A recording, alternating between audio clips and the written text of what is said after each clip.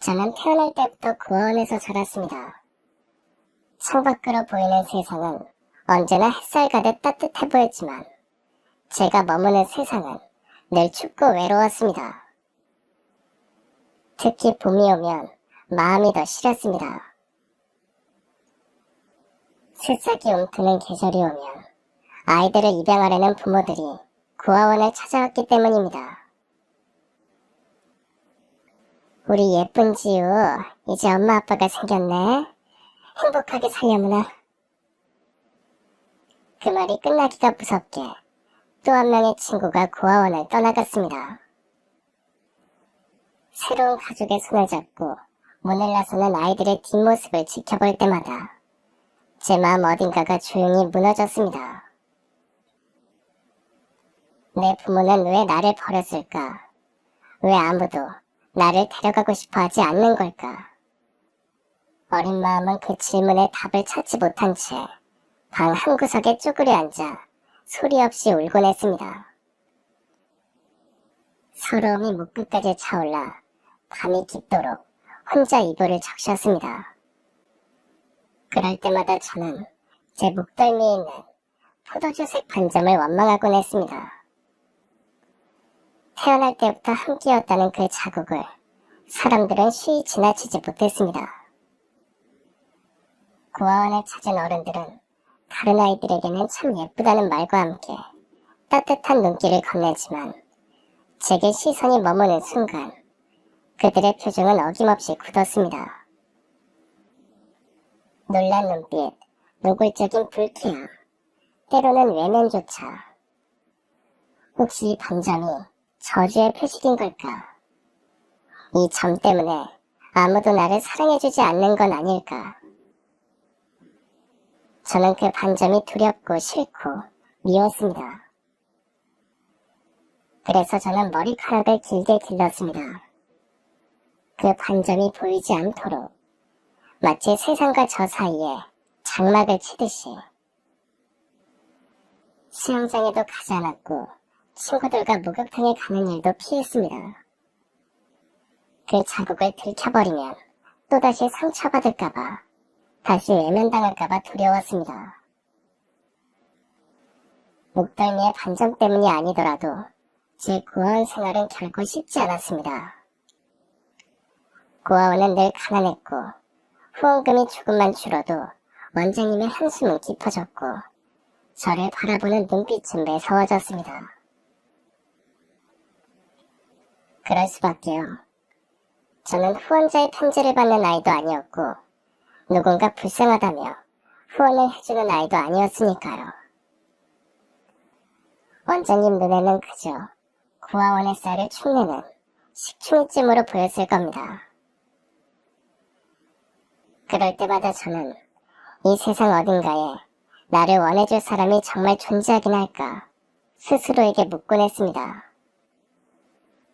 차라리 학교라도 따뜻한 곳이었으면 좋았을 텐데 제게 학교는 또 다른 전쟁터였습니다. 저기 반점구가 온다. 쟤 부모 없다며. 목에 있는 반점 봤어? 완전 징그러워. 제가 원해서 고아가 된 것도 아니고 목덜미의 반점이 누군가에게 해를 끼친 것도 아니었습니다. 하지만 아이들은 이유도 없이 저를 왕따시키며 조롱하고 멸시했습니다.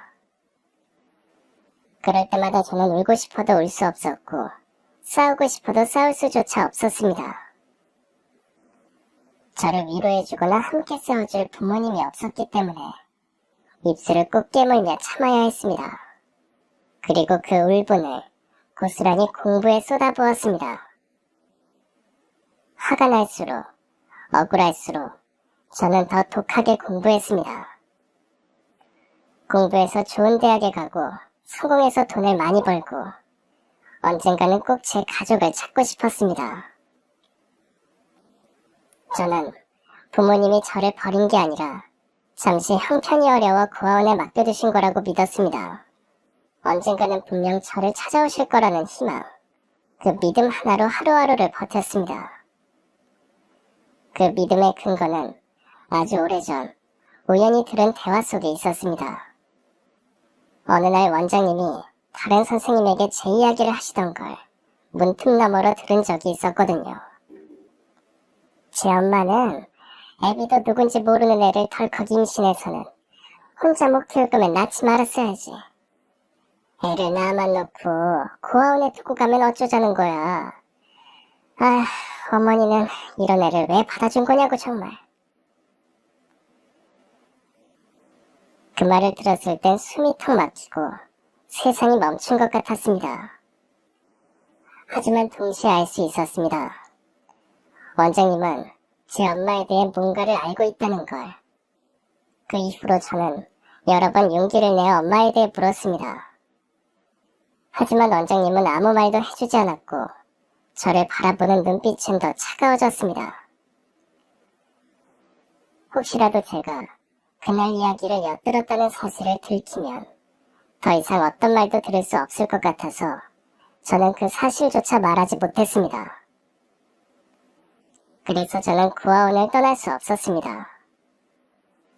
언젠가 부모님이 저를 찾아올 거라는 믿음이 고아원에 저를 묶어두었습니다. 그리고 솔직히 말하면 그렇게라도 믿지 않으면 살아갈 이유를 버텨낼 힘을 찾을 수 없었습니다. 그렇게 힘겨운 학교 생활을 이어가던 제게 한 줄기 빛 같은 분이 찾아오셨습니다. 4학년 봄, 담임 선생님이 출산 휴가를 떠나시고 임시로 오신 선생님이 계셨습니다. 그분은 언제나 따뜻한 미소로 아이들을 바라보셨고 제가 고아라는 사실을 알고 있으면서도 한 번도 그 사실로 아이들과 저를 차별하지 않았습니다. 아니 오히려 제게 더 깊은 애정과 관심을 보여주셨습니다. 제가 조금만 잘해도 아낌없는 칭찬을 해주셨고 늘 저를 향해 참 자랑스러운 아이라고 말씀해 주셨습니다. 누군가가 나를 자랑스럽게 여겨준다는 것, 그 단순한 진심이 제게는 세상의 색을 바꾸는 마법 같았습니다. 어느 날 저는 조심스럽게 마음을 내비쳤습니다. 선생님, 저도 나중에 선생님처럼 되고 싶어요. 그러자 선생님은 눈을 반짝이며 이렇게 말씀하셨습니다. 그래, 너는 사랑이 많은 아이니까 분명 훌륭한 선생님이 될 거야. 네가 받은 사랑을 또 다른 아이들에게 나눠주는 사람이 되렴. 그분은 머지않아 학교를 떠나셨지만 선생님이 제게 건넨 응원과 격려는 제 마음 깊은 곳에 남아 오랜 시간 저를 지탱해주는 등불이 되었습니다. 그날 이후 저는 결심했습니다. 언젠가 꼭 선생님처럼 누군가의 인생에 빛이 되는 사람이 되겠다고. 학창시절 내내 저는 누구보다 치열하게 공부했고 결국 교육대학에 장학생으로 입학하게 되었습니다. 그곳에서 교육학을 전공하며 조금씩 제 꿈에 다가갔고 마침내 졸업 후 저는 정식으로 교사가 되었습니다. 제 첫 발령지는 서울 외곽의 작은 중학교였습니다. 그곳에서 아이들과 함께하는 날들은 저에게 정말 빛나고 소중한 시간이었습니다. 저는 유독 어려운 환경 속에서 마음이 다친 아이들에게 더 눈길이 갔습니다. 그 아이들이 예전에 저처럼 혼자 아파하지 않기를 바랐습니다. 언젠가 저에게 한 줄기 빛이 되어주었던 그 선생님처럼 저도 누군가의 삶에 작은 빛으로 스며들고 싶었습니다. 아이들에게 희망을 건네고 따뜻한 말 한마디로 마음의 상처를 감싸 안아주며 비록 느리더라도 아주 조심스럽더라도 아이들의 세상이 조금씩 더 환해지기를 바랐습니다. 그 바람 하나로 저는 매일 교실 문을 열었습니다. 발령받은 지 6개월쯤 되었을 무렵 저희 반에 한 명의 전학생이 들어왔습니다. 조용하고 눈망울이 또렷한 아이였는데 며칠 뒤 저에게 묘한 말을 꺼냈습니다. 선생님, 혹시 언니나 여동생도 선생님이세요? 저는 잠시 당황했지만 곧 웃으며 대답했습니다. 아니, 선생님은 형제가 없단다. 그런데 아이는 고개를 갸웃하더니 조금 더 진지한 얼굴로 말했습니다. 그래요? 진짜 이상하네. 제가 전에 다니던 학교에 선생님이랑 똑같이 생긴 선생님이 계셨거든요. 세상에는 닮은 사람도 많으니까 그 선생님도 그런 거 아닐까? 그런데 제가 가볍게 넘기려고 하자 아이가 단호하게 말했습니다. 아니에요. 정말 똑같아요. 내일 그 선생님 사진 가지고 올게요. 선생님도 보시면 제 말을 믿으실 거예요. 그때까지도 저는 그저 아이의 착각이려니 생각했습니다. 그리고 다음날 아이가 가져온 사진을 본 순간 심장이 멎을 뻔했습니다. 아이의 착각이 아니었습니다. 정말 사진 속엔 저와 똑같이 생긴 여자가 있었습니다. 눈매부터 인매, 얼굴의 선까지 거울 속 제 모습이라고 해도 믿을 만큼 완벽하게 닮은 얼굴이었어요. 저는 믿기지 않는다는 듯 떨리는 목소리로 물었습니다. 혹시 이 선생님 성함이 어떻게 되시니? 김은혜 선생님이요. 김은혜, 그리고 나 김지혜. 너무나 닮은 얼굴, 너무도 닮은 이름. 이건 단순한 우연일까요? 아니면 운명의 실마리일까요? 제 머릿속은 새하얘졌습니다. 이상한 예감이 가시지를 않았습니다. 그날 밤 저는 잠도 제대로 이루지 못한 채 다음날 곧장 전학생이 다녔던 학교로 향했습니다. 가슴이 쿵쿵 뛰는 것을 느끼며 교무실 문을 조심스레 열었습니다. 저기, 혹시 김은혜 선생님 계신가요? 제 질문에 교무실 한켠에 앉아있던 여선생님이 천천히 고개를 들었습니다. 그리고 순간 제 심장은 멎는 듯 했습니다. 그녀의 얼굴, 그건 마치 거울 속에서 마주친 저의 또 다른 얼굴이었습니다. 사진 속 그 사람이 지금 제 눈앞에 서 있었습니다. 그녀도 저를 보고 잠시 얼어붙은 듯 보였습니다. 김은혜 선생님이신가요? 제 목소리는 떨렸고 손끝은 차가워졌습니다. 그녀는 당황한 얼굴로 대답했습니다. 네, 맞아요. 그런데 누구시죠? 잠시 이야기를 나눌 수 있을까요? 우리는 가까운 카페로 자리를 옮겼습니다. 뜨거운 음료가 식어가는 동안 한동안 말이 없었습니다. 말을 꺼내야 한다는 걸 알면서도 너무 많은 감정이 한꺼번에 밀려와서 어디서부터 시작해야 할지 알 수 없었습니다. 그 정적을 깬 건 김은혜 선생님이었습니다. 정말 놀랍네요. 쌍둥이라고 해도 믿겠어요.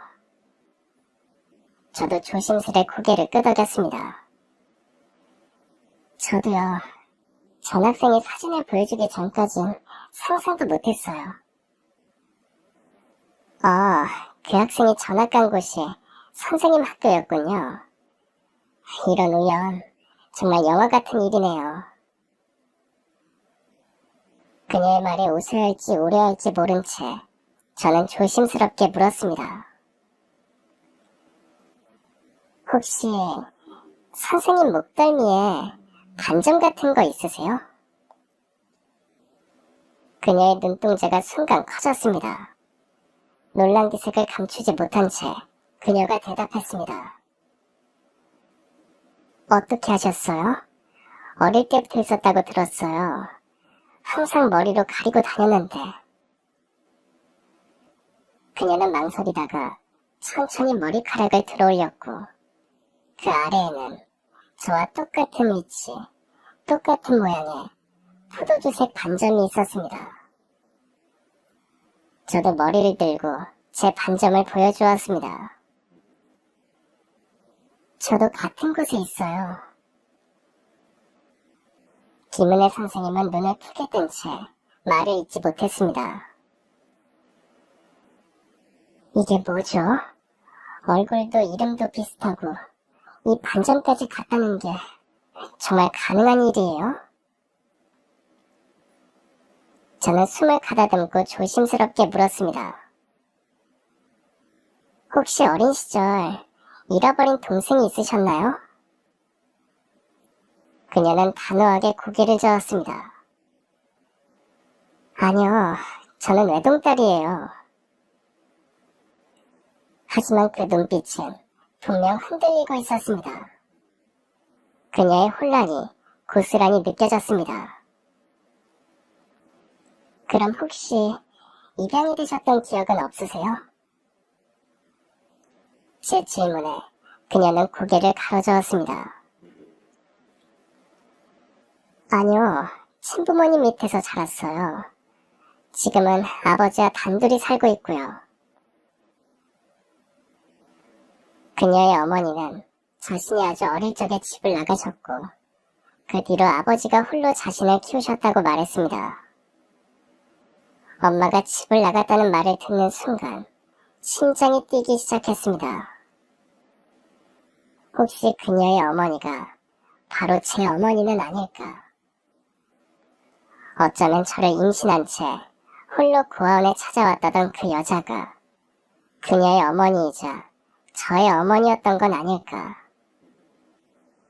우리 둘은 얼굴도 닮았고 이름도 묘하게 닮아 있었으며 심지어 목덜미엔 유전적으로 생긴다는 포도주색 반점까지 있는데 그냥 남일 수는 없을 것 같았습니다.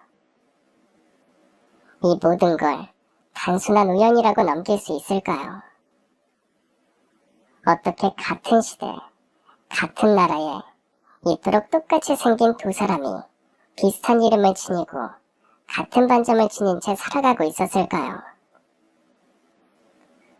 저는 더 이상 이 퍼즐을 우연이라는 말로 덮을 수 없었습니다. 알고 싶었습니다. 그래서 저는 아주 조심스럽게 유전자 검사를 해보자고 말했습니다. 단지 얼굴이 닮았다는 이유 하나만으로 그런 제안을 하는 것이 무리할 수도 있다는 걸 알면서도 제 마음속 의심과 소망은 더 이상 가만히 있어주지 않았습니다. 의외로 김은혜 선생님도 곧바로 고개를 끄덕였습니다.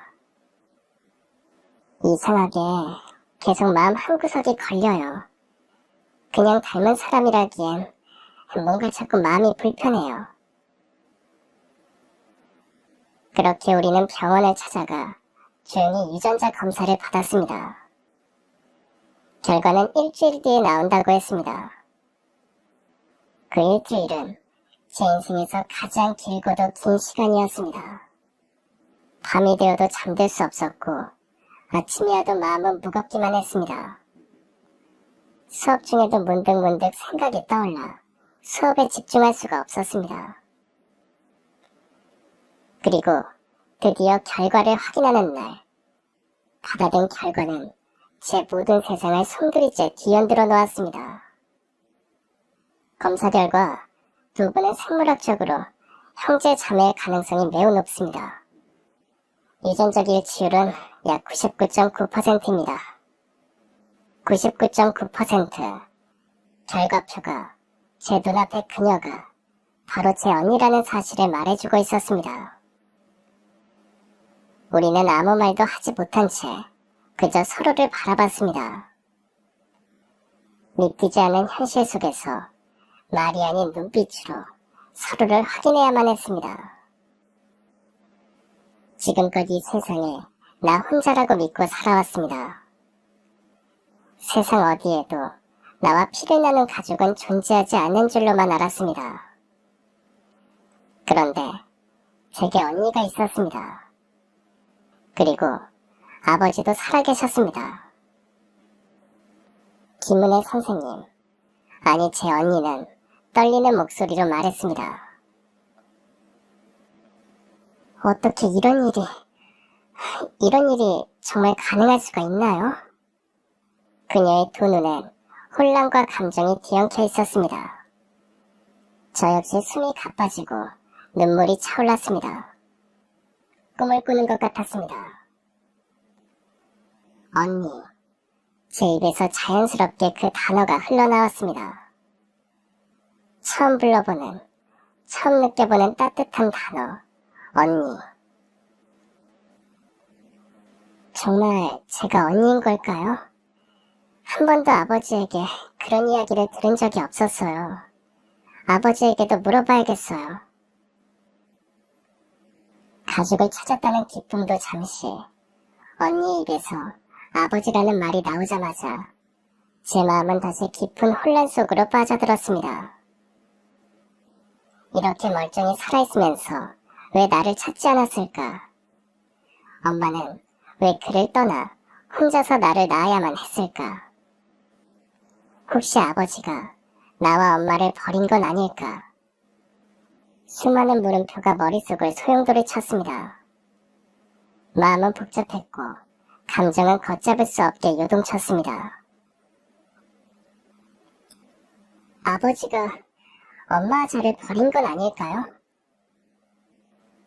조심스럽게 내뱉은 제 말에 언니 김은혜 선생님은 단호하게 고개를 저었습니다. 그럴 리가 없어요. 아버지는 어머니가 떠난 후에도 어머니를 찾기 위해서 백방으로 수소문하셨다고 했어요. 그리고 지금까지도 재혼도 하지 않고 어머니를 그리워하며 평생 혼자 사셨어요. 그런 분이 아이를 버리셨을 리 없어요. 일단 우리 아버지를 한번 만나서 직접 얘기를 들어보자고요. 아버지와 함께 살아온 언니는 믿음을 담아 말했지만 저는 쉽게 그 말을 받아들일 수 없었습니다. 제가 견뎌온 지난 시간들이 너무나도 외롭고 추웠으니까요. 혹시 아버지가 날 버리지 않았다고 해도 왜 지금까지 날 찾지 않았냐는 질문은 여전히 제 가슴속에 비수처럼 꽂혀 있었습니다. 아니요, 전 아직 마음의 준비가 안 됐어요. 아직 만나고 싶지 않아요. 저는 언니의 제안을 조심스럽게 하지만 분명히 거절했습니다. 그녀는 잠시 저를 바라보다가 조용히 고개를 끄덕였습니다. 그리고 결국 아버지를 혼자 만나러 떠났습니다. 그날 밤 저는 단 한숨도 잠들지 못했습니다. 침대에 누워 천장을 바라보며 수없이 같은 질문을 되뇌었습니다. 정말 날 찾지 못한 걸까? 아니면 찾으려 하지 않았던 걸까? 부유한 환경에서 살고 있었다는 언니의 말은 제게 또 다른 상처가 되었습니다. 왜 그토록 힘들고 추운 고아원에서 나 혼자 그렇게 살아가야 했던 걸까? 배신감, 상실감, 그리고 아직 밝혀지지 않은 진실에 대한 의심이 제 마음을 짓눌렀습니다. 그리고 다음날 언니는 붉어진 눈으로 저를 찾아왔습니다. 목소리는 떨리고 있었고 말끝마다 울음이 맺혀 있었습니다.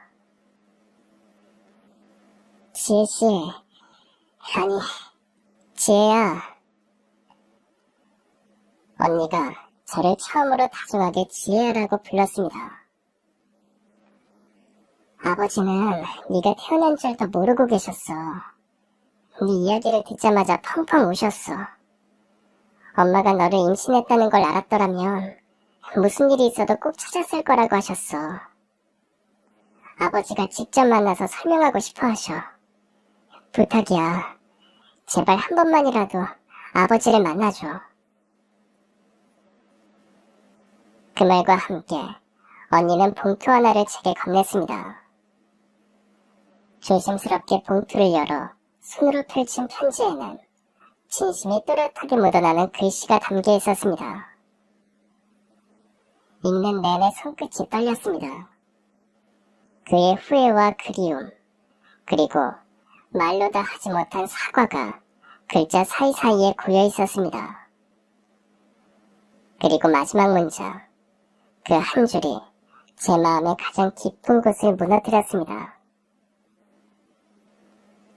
보고 싶은 내 딸, 혼자 외롭게 자라게 해서 정말 미안하구나. 몰랐다는 변명도 용서해달라는 말도 하지 않겠다.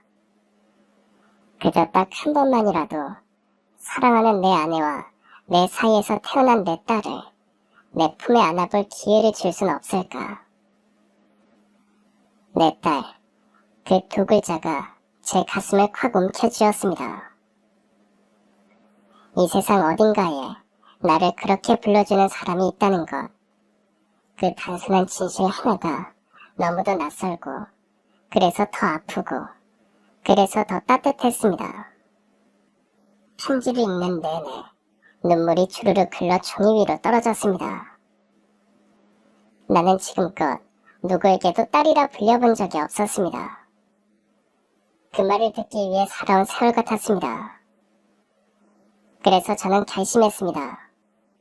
한 번은 만나야겠다고.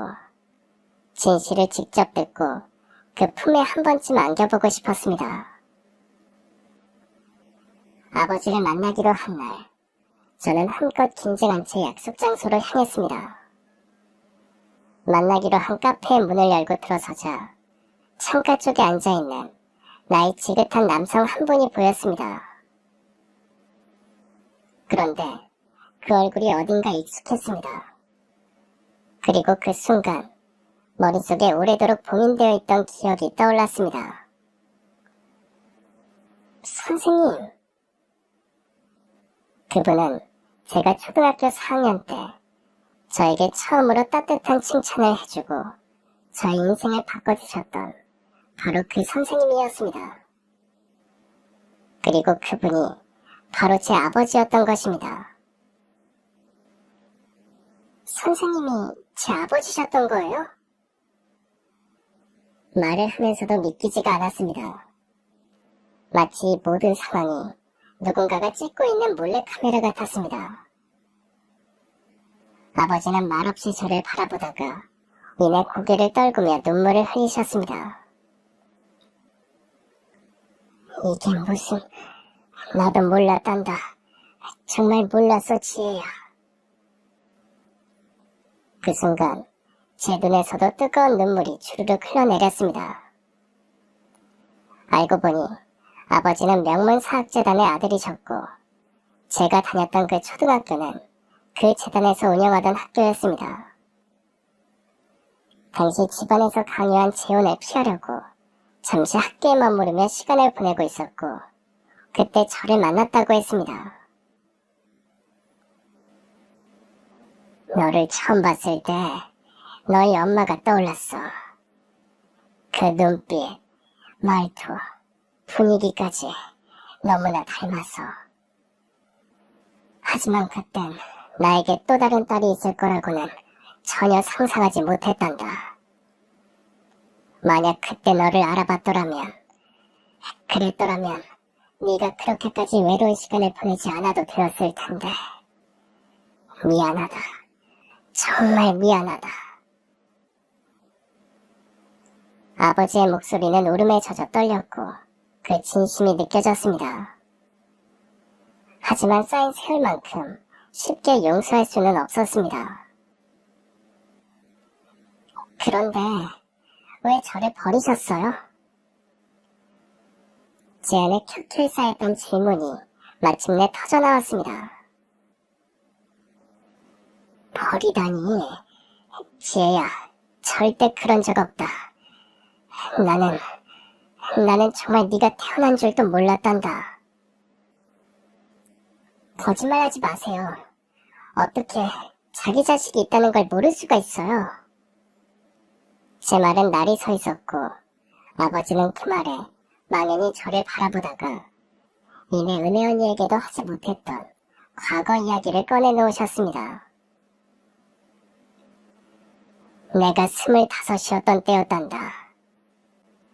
아버지는 조용히 과거를 꺼내셨습니다. 그때 나는 대학원을 막 졸업하고 아버지가 운영하시던 재단에서 일하기 시작했지. 하지만 그 일이 정말 내가 원하던 길인지 확신이 서지 않더구나. 그래서 잠시 일을 멈추고 평소 후원하던 고아원에서 봉사를 시작했단다. 설마 그 선택이 내 인생을 완전히 바꿔놓게 될 줄은 정말 몰랐지. 아버지의 눈빛이 잠시 부드러워졌습니다. 그분의 기억 속 어딘가로 잠겨들 듯한 고요한 시선이었습니다. 그리고 그곳에서 한 여자를 만났단다. 그 여자가 바로 너희 어머니였어. 그녀는 고아였고 자신이 자란 고아원에서 자주 일손을 도왔어. 선하고 따뜻하면서도 힘든 환경 속에서도 절대 꺾이지 않던 강인함. 난 첫눈에 반했단다. 아마 그때 너희 엄마를 봤다면 이해할 수 있을 거야. 너희 엄마는 정말 멋진 여자였어. 우리는 점점 가까워졌고 결국 사랑에 빠졌지. 하지만 너희 할머니는 고아와는 절대 안 된다고 말도 안 되는 이유로 그 사랑을 반대하셨어. 나는 끝까지 맞섰고 결국 집을 나왔지. 아무것도 가진 것 없이. 힘들었지만 난 행복했어. 정말로. 엄마 이야기를 하는 아버지의 얼굴에 따뜻한 미소가 스쳐 지나가더군요. 정말 사랑하는 것 같았어요. 그러던 중 우리에게 새로운 생명이 찾아왔지. 그 아이가 은혜야. 우리는 세상을 다 얻은 것처럼 기뻤단다. 하지만 은혜는 태어날 때부터 선천적인 심장 질환이 있었어. 병원에서는 빠른 수술이 필요하다고 했지만 그 당시에 내 벌이로는 그 치료비를 도저히 감당할 수가 없었단다. 나는 결국 할머니를 찾아갔어. 어떻게든 은혜를 살려야 했으니까. 아버지는 조용히 고개를 떨궜고 듣고 있는 은혜 언니의 눈에도 눈물이 맺혔습니다. 너희 할머니에게 무릎 꿇고 빌었어. 제발 은혜를 살려달라고. 한 번만 도와달라고. 그런데 돌아온 대답은 엄마와 헤어지면 도와주겠다는 말뿐이었어. 나는 도저히 그럴 수 없었어. 그래서 어떻게든 다른 방법을 찾아보려고 백방으로 돈을 알아봤지. 그리고 집에 돌아왔을 땐 너희 엄마가 사라지고 없었단다. 편지 한 장도 없이. 나는 미친 사람처럼 며칠이고 거리를 헤맸단다. 길 모퉁이마다, 낯선 병원마다. 하지만 어디에서도 그녀를 찾을 수 없었어. 결국 은혜를 안고 할머니 댁으로 돌아갈 수밖에 없었어. 그리고 그곳에서 할머니에게 들은 말이 더 날 무너지게 했지. 너희 엄마에게 나랑 은혜를 두고 떠나면 다이아 반지를 주겠다고 했더니 그걸 받고 떠났다는 거야. 나는 믿을 수 없었어. 하지만 아무리 찾아도 나오지 않는 그녀를 보며 혹시 정말 그게 사실일지도 모른다는 생각이 들었단다. 그렇게 어머니와 일을 모두 얘기한 아버지는 말을 마친 후 조용히 나를 바라보았습니다. 그 눈에는 수십 년 동안 가슴속에 꾹꾹 눌러 담아온 회한이 담겨 있었습니다. 그리고 조심스레, 아주 조심스럽게 제게 물었습니다. 너희 어머니는 지금 어떻게 되셨니? 저도 정확히는 잘 몰라요. 고아원 원장님 말씀으로는 엄마는 저를 낳다가 돌아가셨다고 했어요. 그것도 몰래 들은 거라 확실하진 않지만요. 그 말을 하는 순간 아버지의 얼굴이 일그러졌습니다. 수십 년을 품고 살았던 죄책감과 슬픔이 한순간에 아버지의 얼굴 위로 터져나왔습니다. 그랬구나. 그래서 내가 아무리 찾아도 찾을 수가 없었던 거구나. 아버지의 말끝에선 후회와 떨림이 느껴졌습니다. 그렇게 아버지와 언니, 그리고 저는 긴 침묵 끝에 서로를 꼭 안았습니다. 오랜 시간 서로 있는 줄도 모르고 흩어져 있던 가족이 비로소 하나가 된 순간이었습니다. 말없이 그저 눈물로 서로의 세월을 어루만졌습니다. 잃어버린 시간은 되돌릴 수 없었지만 그 순간만큼은 너무도 따뜻하고 벅찼습니다. 우리는 조용히 각자의 삶에 대해 이야기하기 시작했습니다. 언니는 아버지에게 얘기하지는 못했지만 엄마를 원망했었다고 합니다. 아직 할머니가 살아계실 때 할머니는 언니에게 항상 어머니를 돈을 밝히는 여자라고 비난했고 다이아 반지 하나에 냉큼 떠난 여자라며 험담했는데 처음에는 믿지 않았지만 점점 정말 그럴지도 모른다는 생각이 들었다고요.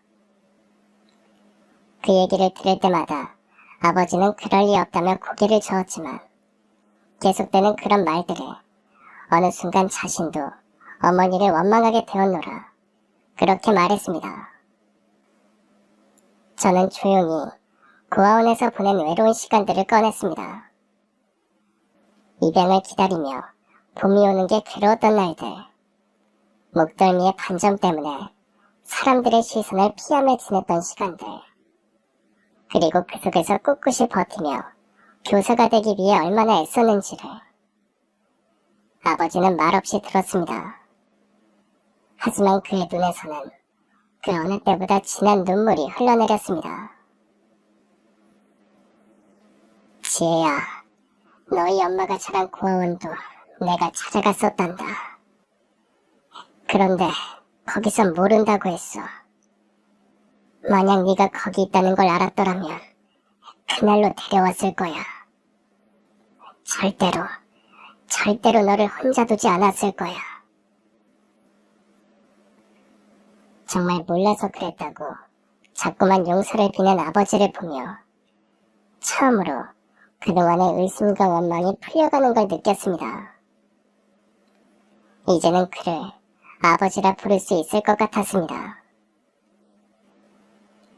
하지만 여전히 마음 한구석에 풀리지 않은 의문이 남아있었습니다.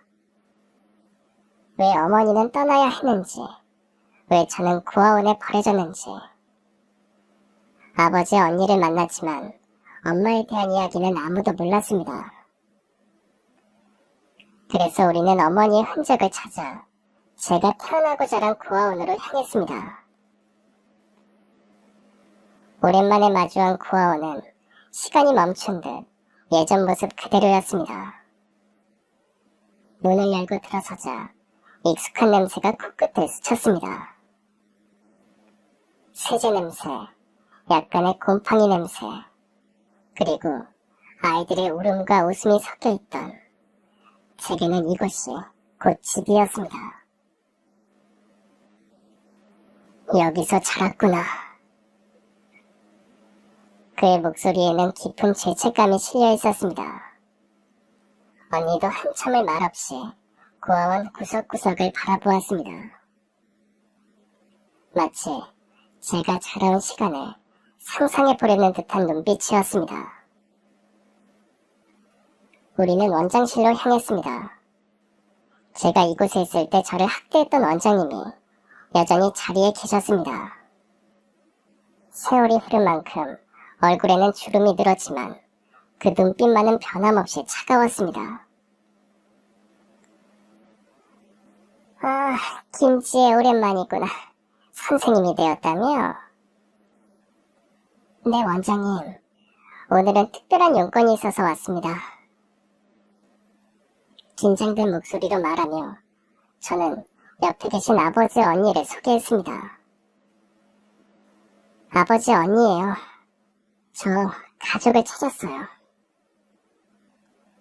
원장님의 표정이 순간 미묘하게 변했습니다.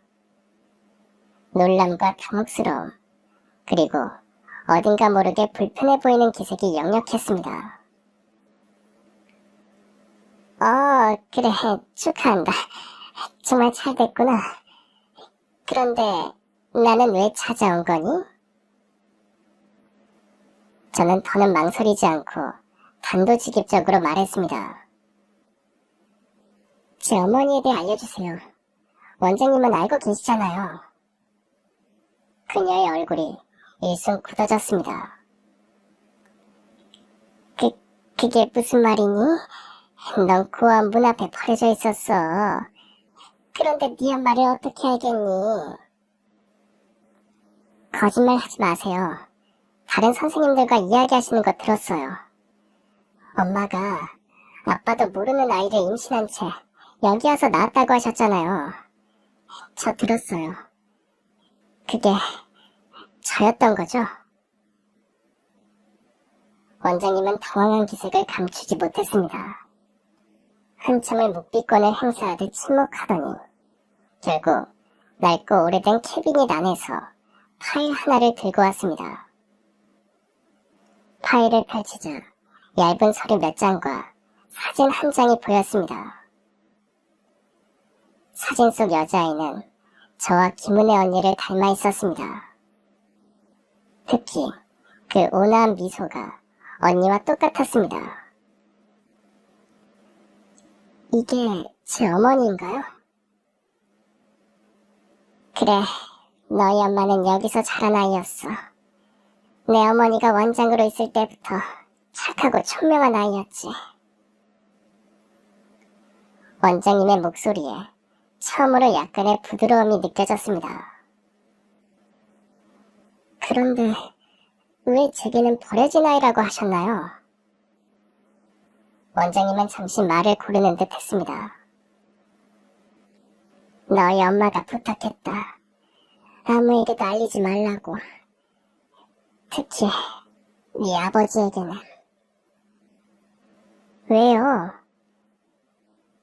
그건 나도 모르지.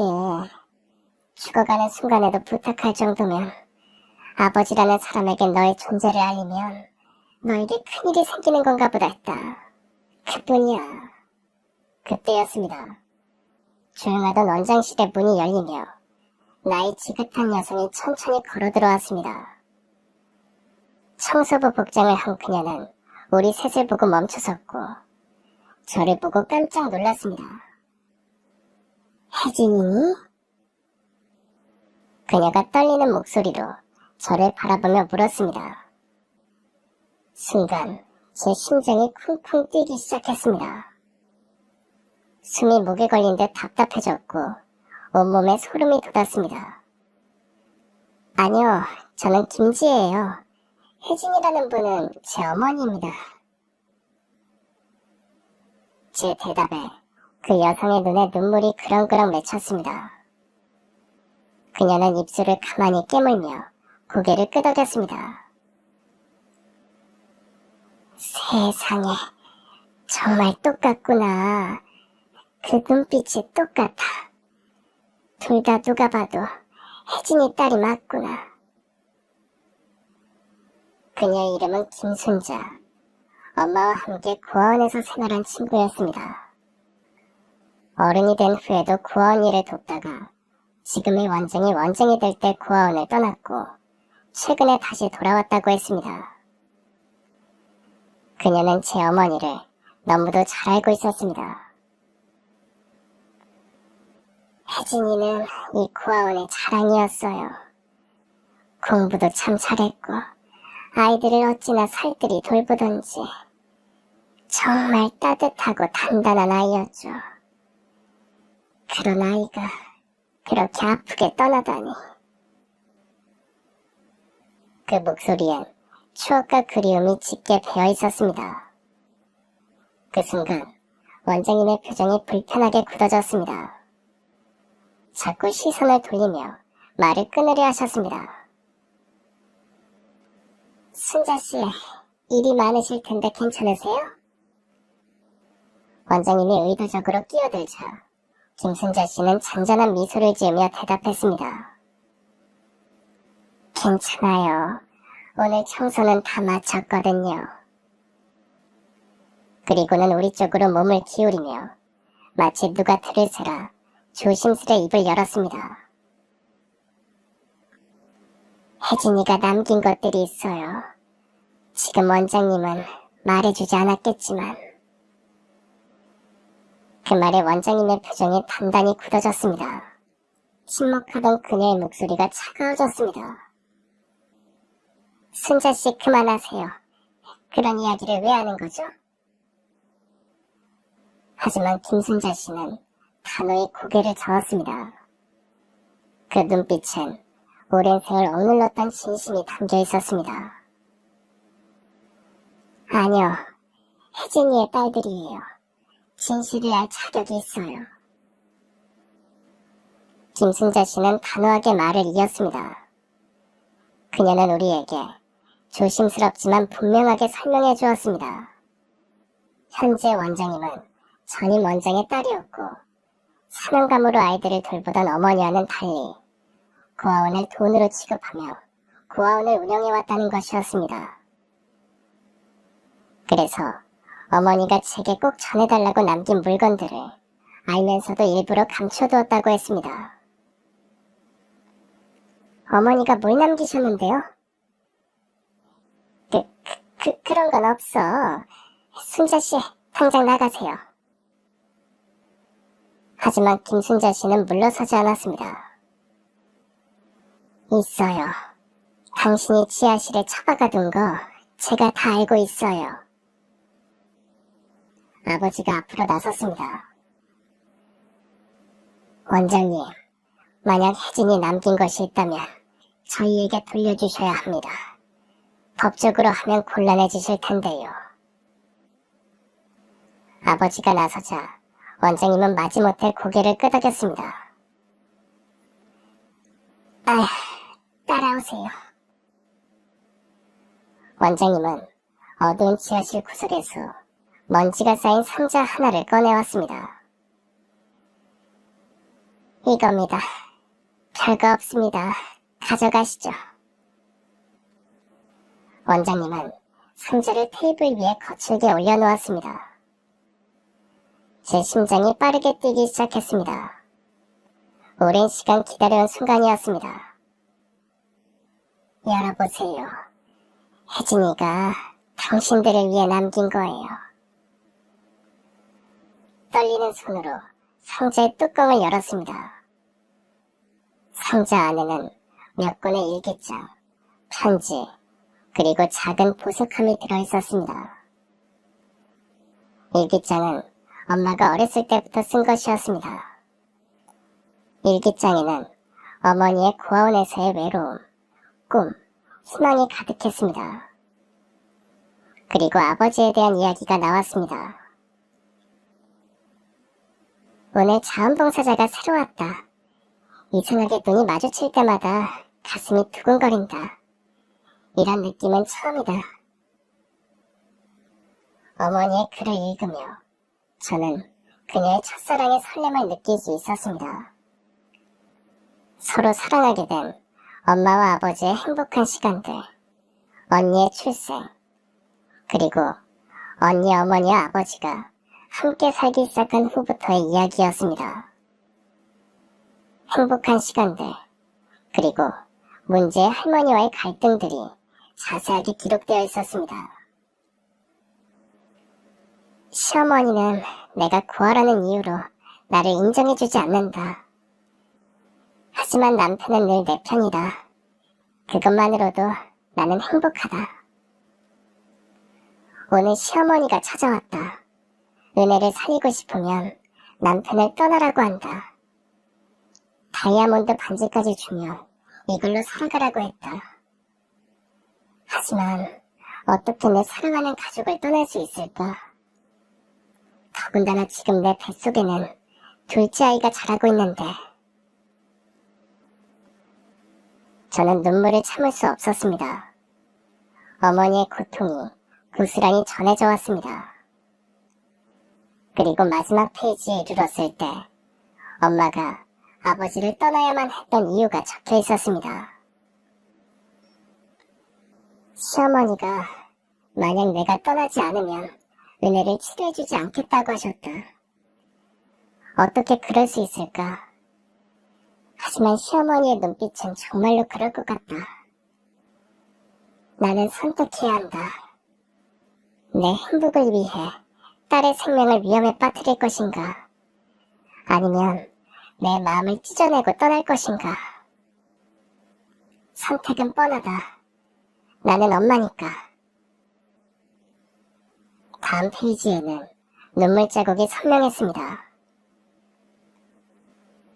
그 사람에게는 아무것도 말하지 않기로 했다. 그가 알면 절대로 나를 보내지 않을 테니까. 그리고 시어머니는 내가 돈을 받고 떠났다고 거짓말할 것이다. 남편이 나를 원망하게 될 거라는 생각에 가슴이 찢어진다. 하지만 은혜가 살아야 한다. 그것만이 중요하다. 마지막 부분은 제게 쓴 편지와 같았습니다. 아가, 엄마가 너를 이 세상에 데려올 수 있을지 모르겠구나. 건강이 많이 안 좋아졌어. 약은 너에게 해가 된다니 약을 안 먹고 버텨볼게. 만약에 엄마가 너와 함께하지 못한다면 그래도 알아주렴. 엄마는 너를 정말 사랑한단다.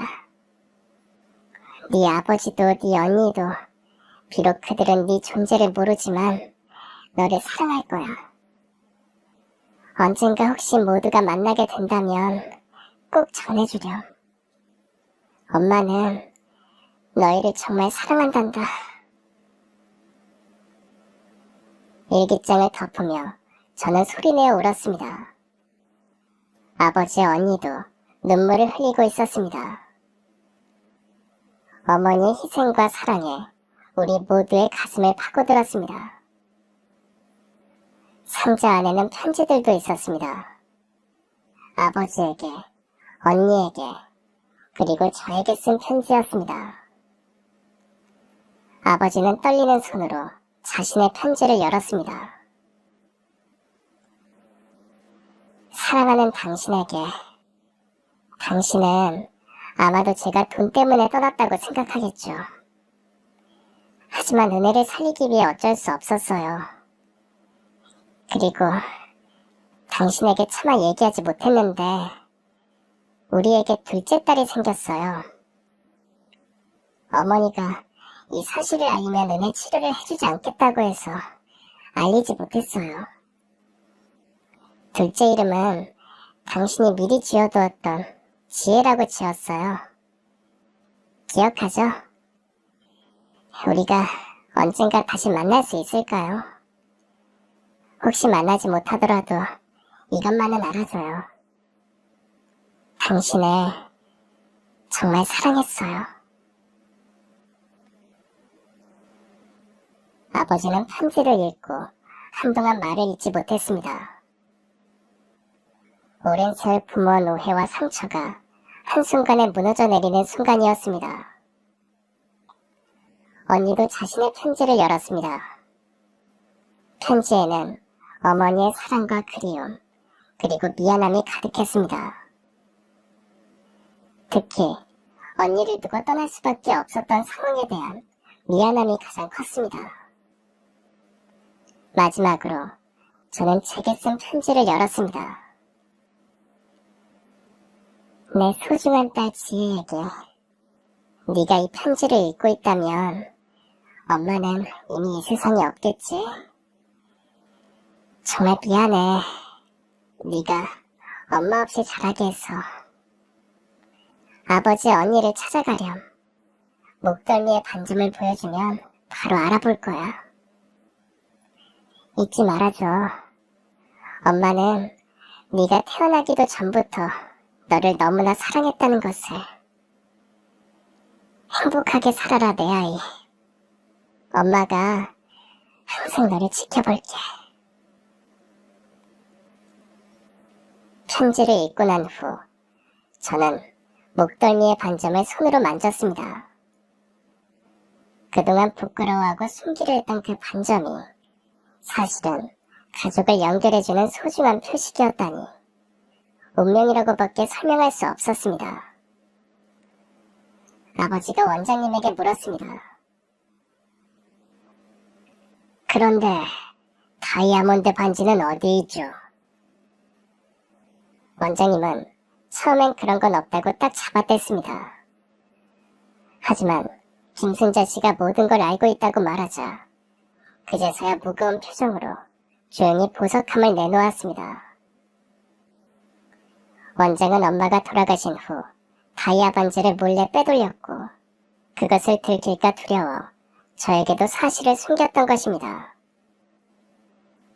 우리는 상자 속 작은 보석함을 열었습니다. 그 안에는 어머니가 시어머니에게서 받았다는 다이아몬드 반지가 들어있었습니다. 어머니는 그 반지를 팔지 않고 조용히 간직해두셨던 것입니다. 버림의 징표가 아닌 언젠가 딸들에게 건네줄 마지막 사랑의 유산으로. 상자의 내용물을 모두 확인한 후 우리는 어머니의 무덤을 찾기로 했습니다. 김순자 씨의 안내로 고원에서 멀지 않은 작은 공동묘지로 향했습니다. 돌보는 이가 없어 황폐하게 버려진 엄마의 무덤 앞에서 우리는 무릎을 꿇고 한참을 울었습니다. 엄마, 저 왔어요. 지혜예요. 저를 낳아주셔서 감사해요. 그런 줄도 모르고 원망해서 정말 죄송해요. 사랑해요, 엄마. 은혜 언니도 제 옆에 무릎을 꿇었고 아버지는 묘비 앞에 서서 깊은 슬픔에 잠겼습니다. 엄마, 우리 이제 다 만났어요. 아버지도 지혜도 저도 우리 가족이 모두 모였어요. 무덤 앞에서 우리는 각자의 방식으로 어머니와 대화했습니다. 그리고 어머니의 무덤을 찾은 지 일주일 후 우리 세 사람은 아버지의 집에 모였습니다. 그동안 저는 김은혜 언니의 집에 머물렀습니다. 서로를 알아가는 시간이었습니다. 언니와 저는 놀라울 정도로 비슷한 점이 많았습니다. 같은 음식을 좋아하고 같은 책을 읽었으며 같은 노래를 즐겨 들었습니다. 그리고 무엇보다 우리 모두 교육자의 길을 선택했다는 것이 가장 놀라웠습니다. 엄마의 영향일까? 언니가 물었습니다. 그런 것 같아요. 엄마도 아이들을 가르치는 걸 좋아하셨다고 하셨잖아요. 우리는 서로의 삶에 대해 이야기하며 밤을 새우기도 했습니다. 그동안의 세월의 공백을 메우기에는 턱없이 부족한 시간이었지만 우리는 최선을 다했습니다. 저는 아버지의 제안으로 은혜 언니가 근무하는 학교로 정근을 갔습니다. 처음에는 많은 사람들이 우리를 보고 놀랐습니다. 똑같이 생긴 두 교사가 한 학교에 있다는 것이 신기했나 봅니다. 하지만 곧 모두가 우리의 사연을 알게 되었고 많은 이들이 감동했습니다. 특히 학생들은 우리를 반점 선생님들이라고 부르며 좋아했습니다. 목덜미의 포도주색 반점은 더 이상 저에게 부끄러움의 대상이 아니었습니다. 그것은 저의 정체성이자 가족과 연결해준 소중한 표식이었습니다. 저는 더 이상 긴 머리로 반점을 가리지 않았고 오히려 자랑스럽게 드러냈습니다. 어느 날 제 반 학생 한 명이 질문했습니다. 선생님, 그 반점은 왜 생긴 거예요? 이건 우리 가족의 사랑의 징표란다. 엄마도 언니도 나도 모두 같은 자리에 같은 반점이 있어. 우와, 멋있어요. 마치 비밀 표식 같아요. 그 아이의 말에 저는 미소 지었습니다. 정말로 비밀 표식이었습니다. 우리 가족을 잇는 운명의 표식이었으니까요. 그럼 지금까지 사연 들어주셔서 감사합니다. 사연이 재밌으셨다면 구독과 좋아요 부탁드려요. 감사합니다. 안녕히 계세요.